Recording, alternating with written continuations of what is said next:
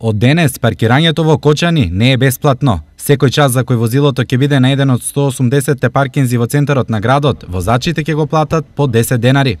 Ова, првиот ден од воведувањето платен паркинг во Кочани, бројот на возила во центарот на градот го намали за близу 20%.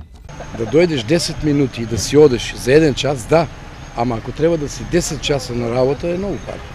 Ке си одам пешки, а ке си идам на одмор со тие пари. Ова е јавен простор, не е осветлено, вечерно време, тесни се улиците, не е точно се направено како што треба за да се наплаќа. Но што е со оние кои живеат во центарот и немаат друг простор каде возилата да ги остават? Станарите кои што живеат на локацијата кај што е обележениот паркинг простор, можат да си купат месечен билет во износ од 500 денари, да го стават на видно место во колата кај воланот и кога ќе дојде контролната служба, да види дека тоа лице има платено за месец дена и не го дира.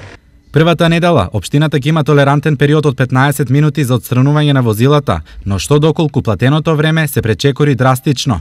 Имаме набавено блокатори, се става на предното лево тркало од возилото и на стаклото од кај шоферот се става налепница со внимание дека на предното лево тркало има монтирано блокатор кој што овозможува стопирање на возилото да се подигне без да се плати. Во Кочани, дневно во центарот се паркираат околу 4000 возила, со само по 10 денари од час, тоа се 40.000 денари дневно во касата на општината. Целта на овој платен паркинг не е никаква финансиска добивка, било на комуналното претпријатие Водовод, било на општината, туку е целта средување на оној сообраќаен метеж кој што го има во центарот на градот.